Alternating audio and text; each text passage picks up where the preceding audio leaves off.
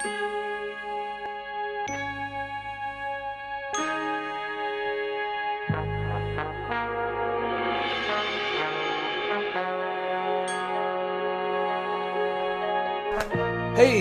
Margaret Armen is back. And remember her?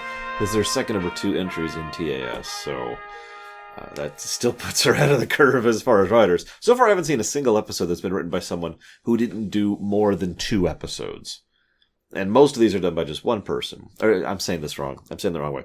Most people only do 1 episode. Only a few people have done 2. No one's done 3 so far. I'm not sure anyone will at this point. There's not that many episodes in this show. So, this is almost assuredly we have these new tools, we need to use them kind of an episode. Especially since the idea for this apparently came from Dorothy Fontana to Miss Arman, which is also interesting since we already know that Miss Fontana was effectively acting as a senior secretary for Roddenberry, so the idea probably actually came from Roddenberry. I also noticed that there's a whopping 6 roles that Doohan plays in this episode. I believe that's a record. No, he played more in Yesteryear. Right, I mentioned that back then, or at least I meant to. It's in my notes. But I'm not even making fun. It's just, that's the problem you run into, right? I mean, there's a reason why I voiced something like 20 separate roles in the FF9 theater, you know what I mean? Anyways, so, the naval shuttle. Can I just say that that's actually kind of a cool idea? I've always thought that they should have more vehicles in Trek, and I do get budget limitations. I absolutely do. But I think it'd be kind of neat if they decided to have, a ground vehicle, an air vehicle, and a liquid and underwater vehicle, instead of just the shuttle, which is effectively an air vehicle, and that's it.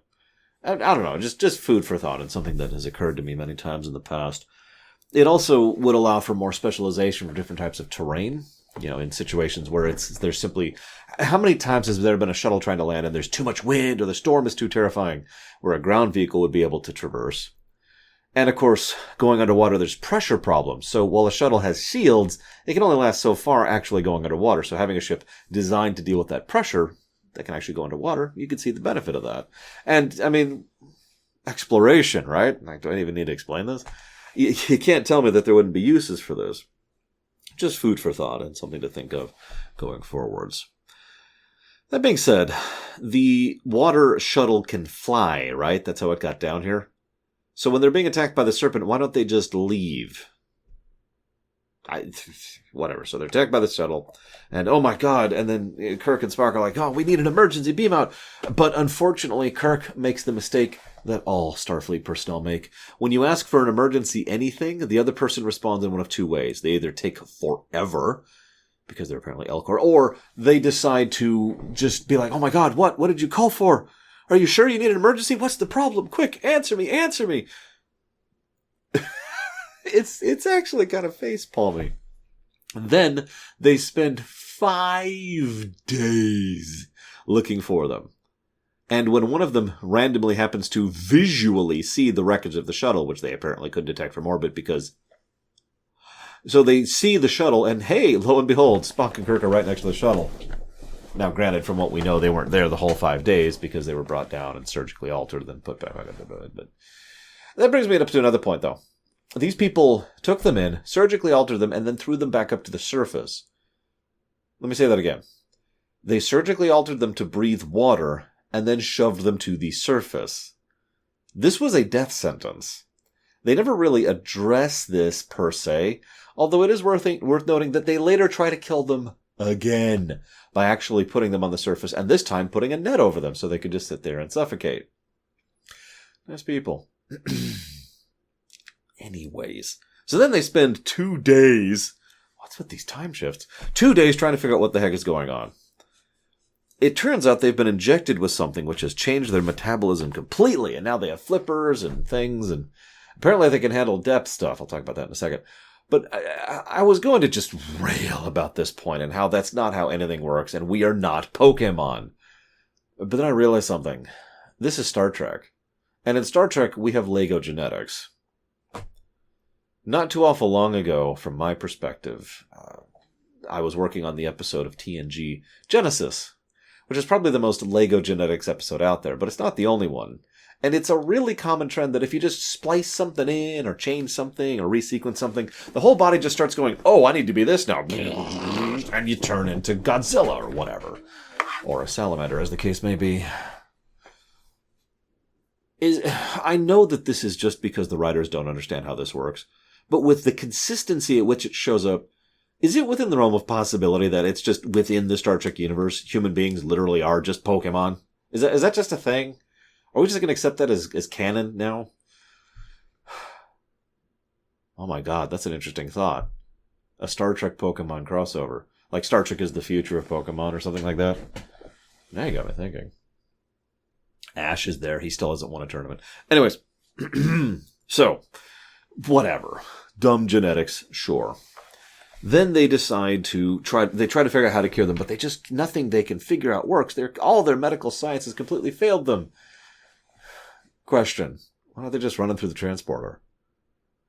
Twice in this show, in this season, they've already used the transporter to cure people of magical ailments. Why not just do that again? If you're going to do it, you might as well have it available as a tool, right? Some of you, quite a few of you actually complained about the removal/nerfing of the transporters over in the Trek Rewrite project. Stuff like this is one of several reasons why. Because the transporters are magic, except when the writers want there to be a threat, so they ignore it. And the inconsistency of that and the aggravation of that is most of the problem.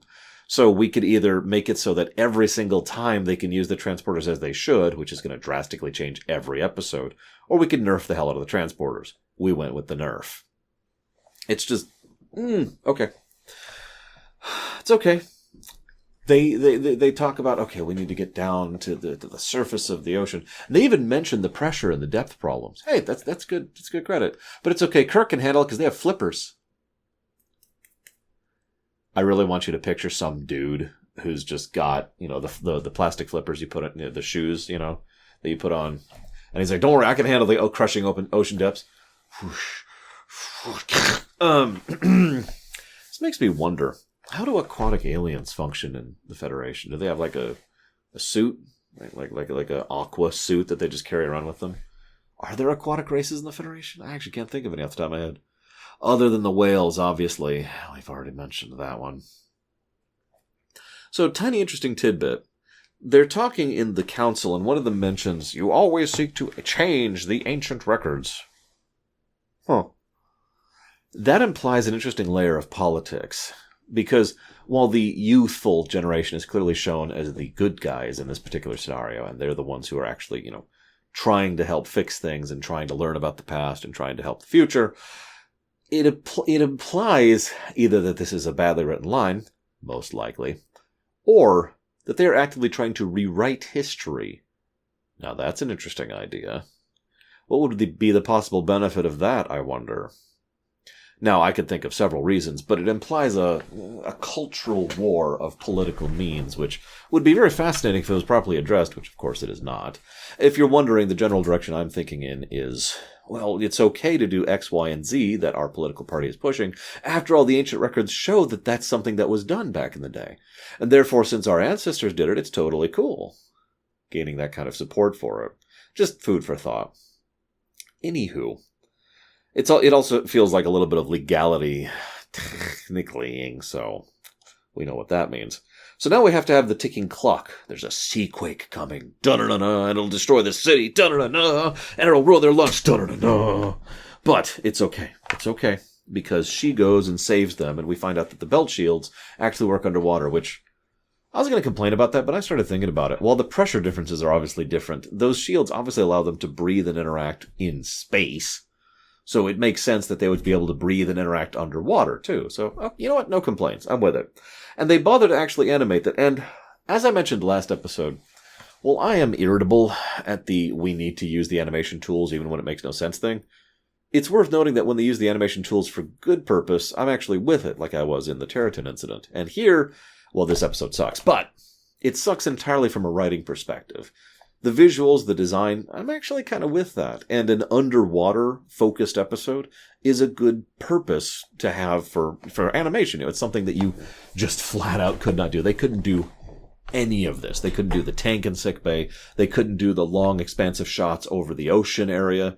They couldn't do the underwater bits. They couldn't do this. They couldn't do any of this in the live-action show at this time. Hell, they couldn't do this stuff in TNG era, not until like mid-TNG, when TNG really started picking up stride. So, okay. Now, if you have a good script under that, that would work even better. But I also had that same complaint about the Territon incident, and I've noticed a lot of these scripts suck. So far, only like, 3? I've been keeping track here. 3 of the scripts have been decent. Everything else has just been whatever. Huh. Anyways. So, it is forbidden to help others. But we really need this help. Okay. I know it's a recurring gag. I know it is because they use it as the closing joke. This time we'll actually follow the record, the ordainments, and they just spend the whole episode breaking it. Yeah, okay, that's very, very funny. Then the boss fight is back, and then is immediately defeated. And they discover the cure. The cure for direct genetic manipulation is to be injected with an antitoxin. How many of you out there know anything about medical science to just look at that and be like, you know how that works, right? Something that you know or something you're interested in, something you're more versed in, tends to be the kind of stuff that you snag on when it comes to fiction and when writers get it wrong. For me, that's usually IT stuff when it comes to, like there's a lot of modern day fiction where they're like, we need to hack all the IPs simultaneously, and it's just, okay. And that's the kind of thing that tends to snag me. I'm curious how many people out there who are watching this, either with me or in general, who remember this episode, who got snagged on the medical, biological side of things, because, what?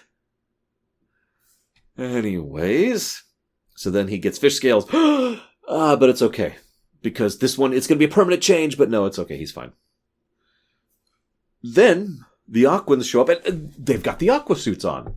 And thus we see how aquatic people could be part of the Federation. Cool! I'm actually impressed that they thought of that.